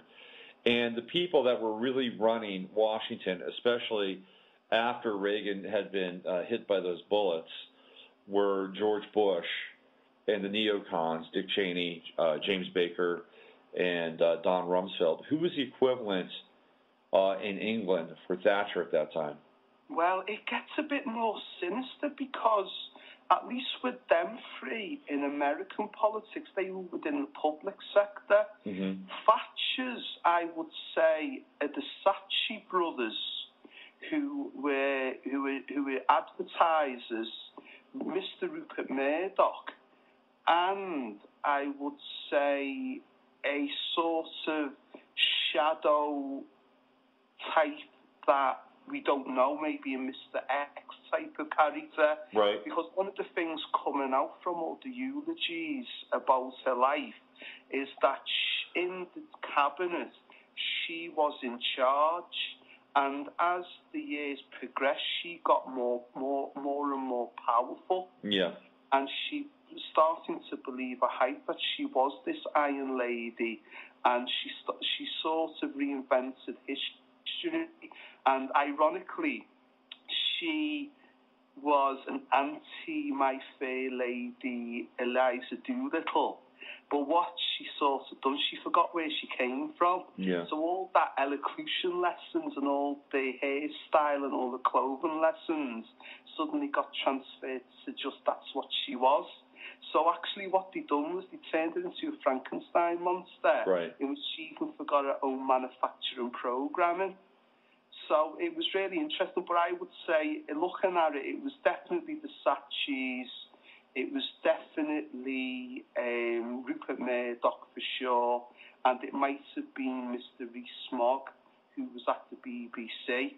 But then Thatcher, Murdoch, Rees-Mogg, they obviously serve a higher power, and that power could be, Freemasonry, that power could be an oligarchy that is military-based, stroke business, exploitative, and that type of thing. Right. So the other interesting thing with Thatcher, and again, this is something that his supporters like to be, again, subjective and not really divulge in a Thatcherite reinventing history, is the closure of coal mines. Now, Britain had, I think when Thatcher came in 1979, about 700 coal mines. She went to war with the coal mines, and because the coal mines had a quite radical leader in the name of Mr. Arthur Scargill, she won over, because Scargill was this raving northern type of gentleman that would be more at home on Game of Thrones on HBO than an actual political leader, more with a drumstick and a big broadsword and a suit and a megaphone. Yeah. So she made the miners look like Neanderthals, and the majority of the public who were in them areas sided with her. And what she done was, she actually imported coal from Colombia at 11 pence a bag, whereas the coal miners were 7 pence a bag. So she would rather import from Colombia at an expense than have the coal miners. Right. Because of their manipulation with the Murdoch press pre-internet. That sounds also like a Bush deal, too, because the Bush family headquarters for Zapata Oil is in Colombia. Mm-hmm. And the other interesting thing around it was the thing that actually brought it down through free elections and doing the Falklands War was actual rave culture. And rave culture was basically a not so much political attack, but it was like an organic attack where people wanted to take this new drug called ecstasy. Yeah. And basically ecstasy, MDMA, creates high things within love, and love for fellow man for temporary levels of time, linked with very fast-paced music and visuals in the Thames Valley area generally, and the area where William Shakespeare was from, Staffordshire, Stafford-upon-Avon, which is quite ironic, created a scene that went all over the United Kingdom, and it was basically the Oxford and Cambridge boys linking with the Liverpool boys and for a temporary time getting on and wanting to appreciate each other's values. And one gentleman that was known to appreciate rave culture is the current Prime Minister of Britain, David Cameron, and his wife Samantha, who were known for being quite big on the rave scene, especially his wife. But the thing is, and this is one of the things that I want people to remember from this conversation we're having, is that I clearly believe that systems are controlled to actually fail and something else come in their place. Right. They are deliberately presented as the next big thing. And the reason that I came to this, and this is for the people who are more open-minded with this, but I saw a Disney film called John Carter, and basically what John Carter looks at is that there is a force out there with technology and resources that manipulates certain individuals to do their bidding. And when the lead hero of the film, John Carter, asks one of these individuals, why do you do this? He says, because this is what we do. And the individual says it almost as if he enjoys bringing up worlds, bringing up systems to see them come down. And I think that is what we are entailing, where we are now seeing the rebellion of the 1980s, and the late 1970s to the early 1980s was a political rebellion within the youth. We had punk music, we had reggae, we had other forms of black music, early hip-hop, such as Grandmaster Fast, The Furious Five, The Message. And now the youth believes rebellion is getting the latest PlayStation game. They believe the latest rebellion is FIFA on PlayStation 3. It's fascinating. I saw a documentary on Britpop a couple of weeks ago, and although they did not get into the punk rock bit, which I think is really important because the Sex Pistols hit the scene a year after Thatcher comes into power in 1976, and then you have the Clash, whom I'm not a huge fan of. I mean, I like their music, but it's a totally manufactured band. But they're singing about London Calling. They're talking about, you know, the crisis in London with strikes, and you know they're a little behind the curve on that, but they're still contemporary in their narrative. You have all this punk rock stuff, and then you have also the interesting ska thing, which was taking place as a result. You know, the Specials, the English Beat. You know, you had these guys with these dub sound systems, the Sound Clashes. People were coming together in a really unique and interesting way. And then out of that, you begin to see sort of this fusion, like, for instance, Big Audio Dynamite, right, with Mick Jones and Don Letts, the filmmaker.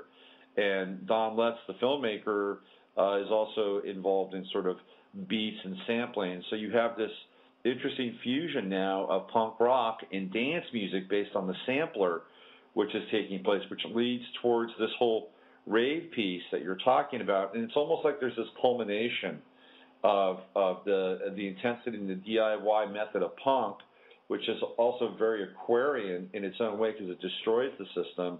And then you go into rave culture and electronic music, which is in another aspect an example of something very Aquarian, where the individual becomes the channel as the DJ.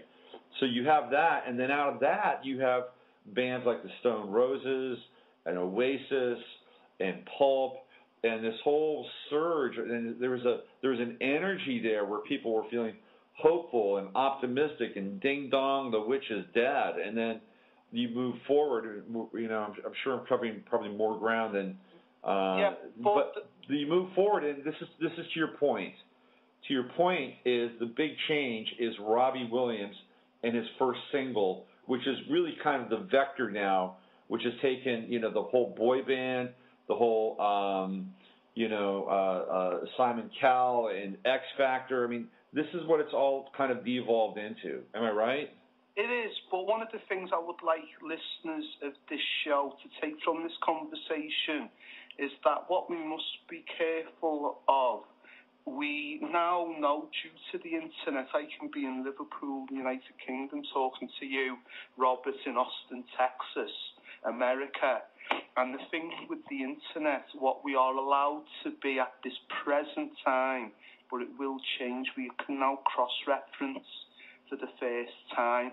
And one of the things we're able to do as a humanity is, if there is a hidden oligarchy, if there's a hidden group, if there's an even group, as in John Carter, that might not even be human, that might just manipulate various planets for their own aim of dominant control, we must cross-reference.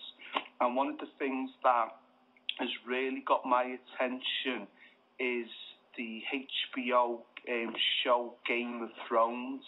Now, for anybody that has watched it, it's a genius fantasy production with Lord of the Ring qualities that talks about a kingdom involved in a civil war with various players, but it is actually about the United Kingdom. And its writer, J.R. Martin, I believe, is American.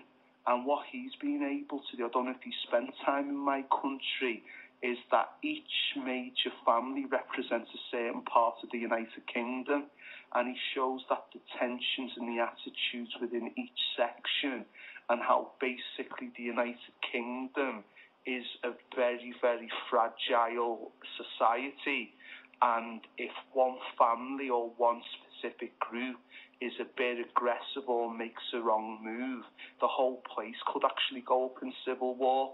And it's an ironic thing that even though it's an American production, it has a mainly British cast, and it is deliberately being made that. And I think one of the things that we have to do is we have to look for the subtext, because a lot of artists and a lot of media organisations play on two themes, the obvious and the not so obvious. And sometimes the not so obvious is the thing that controls us and makes us buy that PlayStation game, or makes us buy that album, or makes us buy that smartphone. And that's the thing we've got to look for. We have to ask ourselves, not in a paranoid way, but we have to ask ourselves in a fun way, am I being made to do things? Am I being made to say things? Watch the news. Remember that newsreader that you see, you don't know, but you feel that you know that newsreader because you allow that newsreader into your home, into your living room every day. But you have to look at the agenda. So when we have people talking outside St Paul's Cathedral around Mrs Thatcher taking elocution lessons to change her voice, to make her voice deeper and sound more masculine, have a bit of a quizzical look. Maybe turn to the person you're with saying, did they just say that? Are they fine with that? Is that justifiable? So now the BBC can now employ female journalists based on their ability, if they can sound masculine or not. So there's all these type of things that we have to ask ourselves, and this is one of the interesting forms of the new media. Like, for instance, I wrote an article on Margaret Thatcher on GeneralJimmy.com, and I compared the praise of Margaret Thatcher from the current leader of the opposition, Ed Miliband, to a WWE wrestler called CM Punk.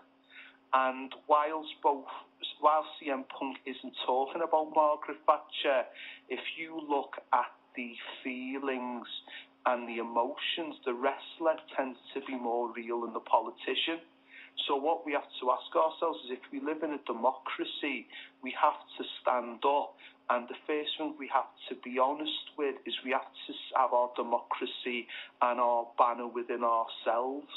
And we have to have the House of Phoenix, or the House of Williams, or the House of Jones, or the House of Morris. You have to be your own house, and you have to have your banner, and you have to say how you feel. Not many people might not appreciate that. People might think you're weird and surreal and strange, but we are in a unique, positive time where we can now cross-reference, we can go on Wikipedia, we can now join the dots to say, wait there, that person knew that person because they went to the same college together. Right. But like for instance, the George W.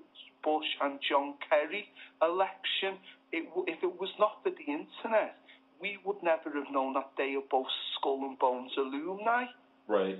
Although it did come out in a TV interview with Tim Russert, with both of them. Yeah, but that was because of internet pressure. That's true. But Russert didn't have to do that, though, which is interesting. And I'm wondering if that had something to do with his demise, and I'm sure it did. I wanted to ask you about one of the things we had talked about was the whole idea about being sacrilegious and not speaking kindly of a person after they've passed. And this is actually there's a hit song in England with Thatcher, Ding Dong, the Witch is Dead. And this really cuts against the grain in some ways of the English character. What's going on with that? And I also have an astrological insight that I just made a connection with looking at her chart, which I think is interesting. It might feed into that. But go ahead and kind of uncoil, what the public sentiment is around her in her passing. Well, again, it's on that Game of Thrones type of thing where the south of the country is very posh-spoken, represented by the Lannister family, and they're very much that she was a lovely lady, and she was for them, and she was for the lower middle class guy trying to be the entrepreneur. So you have like the house nigger who ultimately wants to be the slave owner, and that's the type of person that Thatcher attracted. And in the north of the country, in Game of Thrones talk will be represented by the House of Stark. We see her as a dictator.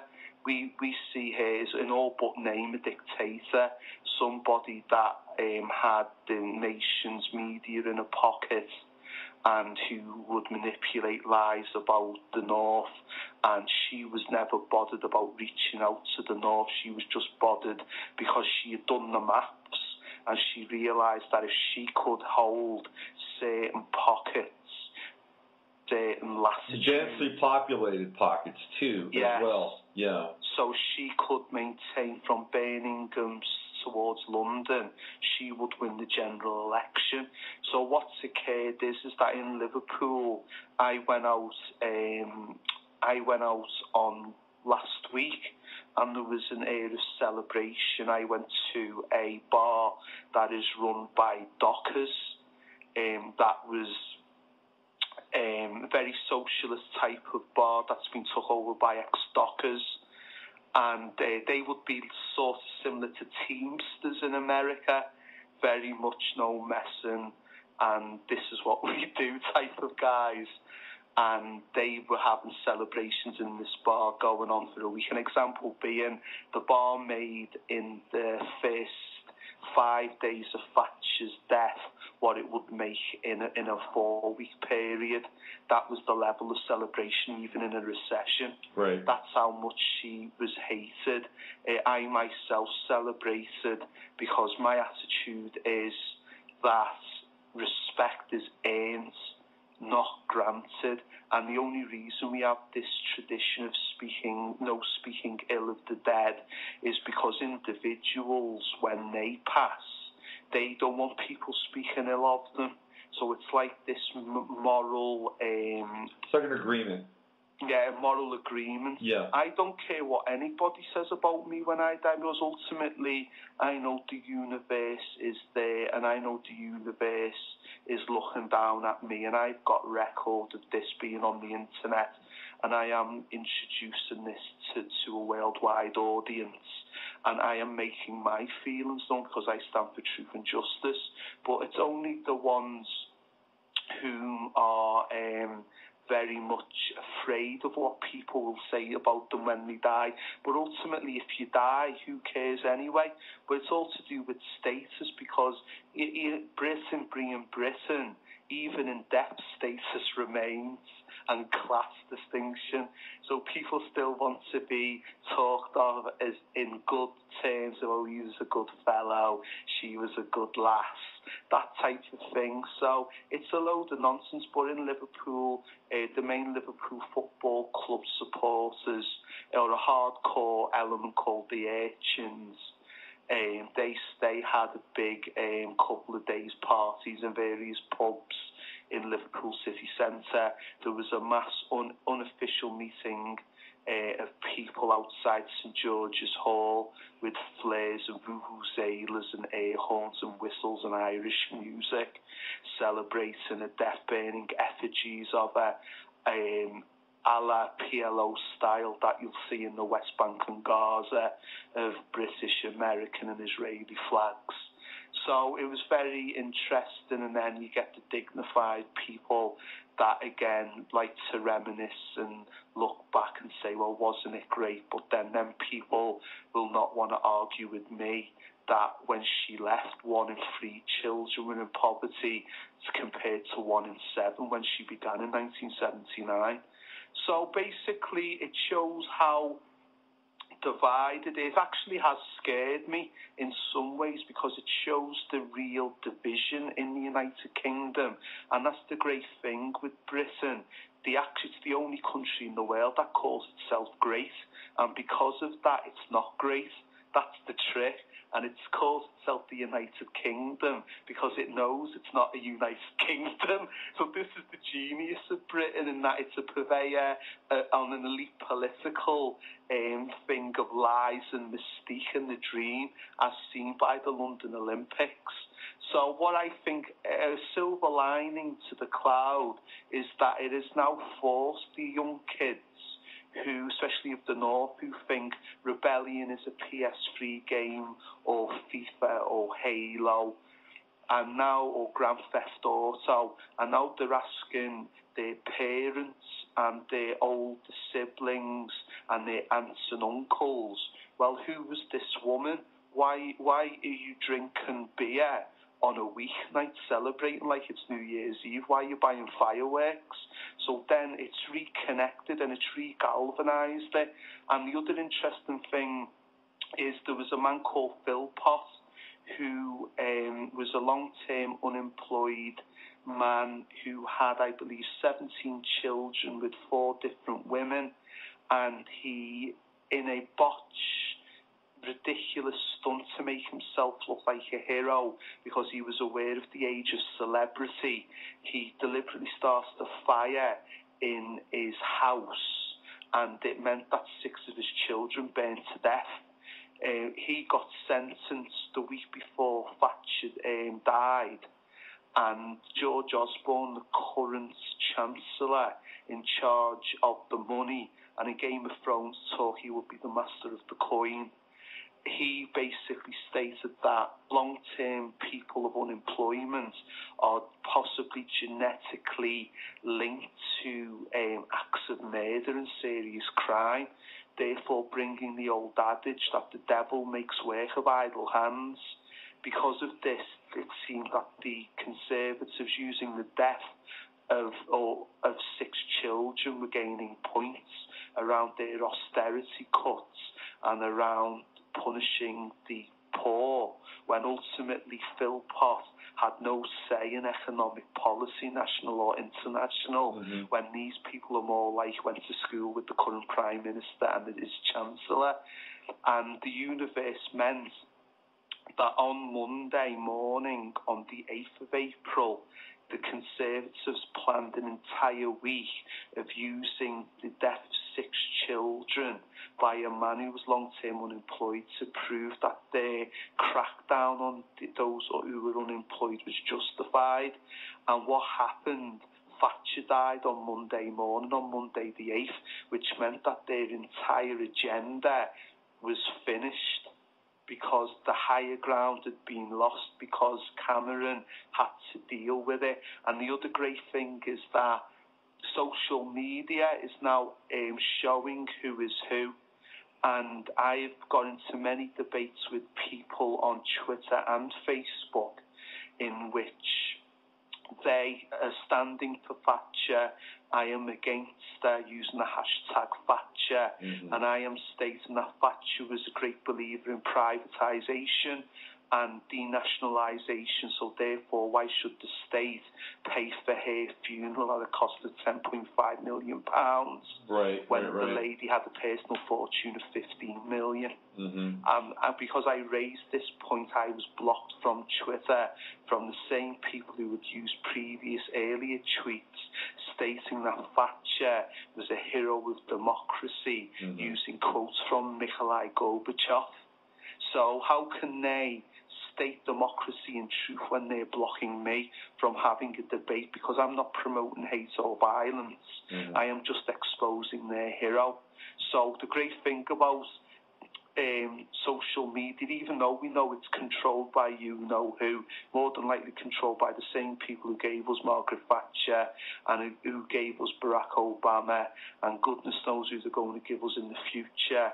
At least what's occurred now is via the jubilation, and you will see that in the tax figures, because when the pubs have to show their takings in certain parts of the country, they will see that the takings were high, so they will understand that there is still a rebellion and there's still a rock and roll against them. So it's interesting, it's fluid, but one of the things before I go is I'd like to thank you, Robert, for this. Anybody that wants to read or know more about me, you can get in contact with me via Twitter. That's Daz, D-A-Z, Alt, A-L-T, Fairy, T-H-E-O-R-Y, Daz Alt Fairy. I'm available on Twitter. Hopefully that will be in the show notes on Blog Talk and on YouTube. Also, I write blogs. That is for Planet X, which is a radio show in Liverpool dealing with the occult conspiracy. I am also for a popular music blog called GeneralJimmy.com that has the most type of comprehensive work, and I also guest contribute for Robert's own website, robertphoenix.com. The next article for you, Robert, will be around the Cosby Show and how the Cosby Show was an attempt to promote positive alchemy in the African American population, and how some ways it was a success, but in other ways its legacy is not talked about, meaning that it was actually upset a couple of people, and how it actually showed America in a new light, in a challenging light, whereas a lot of people just think it's a very corny, idealistic show. So that will be on robertphoenix.com very soon, around my take on the Cosby Show and its positive messages of Americana. So remember, people, fight the good fight, cross-reference, look at things, think out the box, and if you do one thing, watch John Carter and tell me what you think of the grey men manipulating everyone. Do they exist? All right, Darren. Well, thanks again for filling us in on some of the nooks and crannies of the life of Margaret Thatcher in her Pygmalion-esque rise to fame and glory in England. So we'll catch up with you later, and maybe we'll get you on here to talk about the Cosby Show when you hand over that blog. How's that sound? That sounds great. Thank you. All right, Darren. Take good care. Bye-bye. If you're listening to me now, you're hearing my voice via the podcast. The stream ended about 4.5 minutes ago, and that was Darren Williams breaking down the life and times of Margaret Thatcher, the Iron Lady, a great in-depth immersion into her life. Before Darren, we had Patrick lowercase p, and we're breaking down the current economic system and what might be evolving in a post-economy to be determined. I want to thank Patrick for coming on the show. that's it for today. I'll be back on Monday with the Monday mashup, and we'll start the whole thing all over again. Very soon, ladies and gentlemen, there's a very good possibility that this will be a 5-day-a-week format. And I might be doing hour shows also on Tuesday and Thursday, so that's to be determined. I think that we're going to be moving the Friday night or the Friday show into the nighttime region shortly in the next couple of weeks. So those of you who like to listen during the day, I'll be adding some daytime shows for you to do that as a way for you to still stay connected. And most of you are probably in Europe, specifically Great Britain. Okay, that's it. I'll see you on Monday with the Monday Mashup. Next Wednesday, I think we're going to have another astrologer on the show. And then Friday, I've got a couple of guests lined up.